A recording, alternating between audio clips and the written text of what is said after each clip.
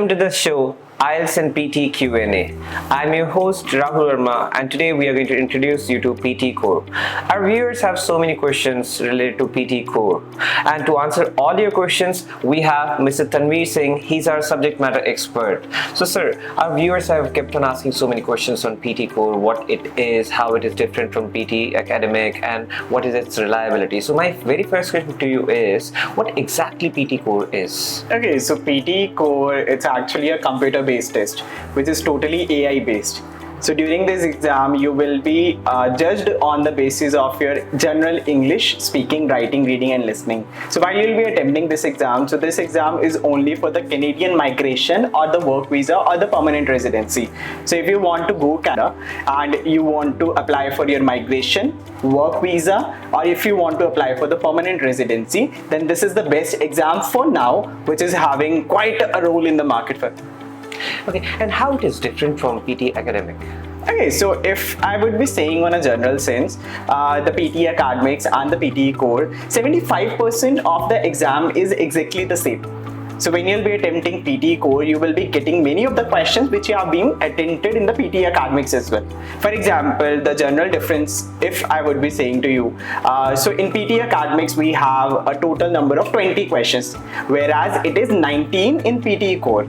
And the reading part, if I would be saying, it is quite similar in both the examination. The only difference here is that when you'll be attempting the reading part in the PTE Academics, it will be based on the academic English, whereas the same in PTE Core will be based on the general English. Again, with the rest of the modules, for example, the speaking part, the writing and listening, there are slightly a bit differences. For example, coming down to the speaking part, when you'll be attempting PTE Academic, you are having a question named retell lecture, and this question is replaced in PTE Core with the name of respond to a situation. Similar with the writing part, when you'll be attempting PTE Academics, you will be having essay writing, and here in PTE Core we are having email writing, which is where you will be writing like 3 to 4 emails with the formal or informal formats as well. Coming down to the listening and the last part, every single question is same. The only difference here is that while you'll be attempting PTE Academics, you will be having 8 types of listening question, whereas in PTE Core you will be attempting 7 questions. The only question difference here is that the highlight correct summary of PTE Academics is no more a part of PTE Core. So these are the general differences, which are the basic differences, if I were to say. Okay, and nowadays in market it is generally said that PTE Core test is tougher than the other tests. So could you please throw some light on it? Okay, I will not be saying it is quite tougher than any other exam. If you have attempted like PTE Academics, you'll get to know how similar it is from the PTE Academics. And even though I have on a personal note, I have attempted like IELTS journal test, I have attempted self-pip as well, I have attempted PTE as well. My personal phenomena or my personal follow in this is that if you are totally aware of the question types, if you're totally aware of the format, if you're totally aware of the knowledge about the single examination, and you're practicing enough for the exam, you could crack any other exam accordingly. And even though on a personal note, I would love to mention here that the PTE Core is having the questions which will be having a similarity from IELTS, from self-pip and PTE Academics as well. So any of the student who is having a general knowledge of English speaking, writing, reading and listening, he can crack the PTE Core very easily. That's nice.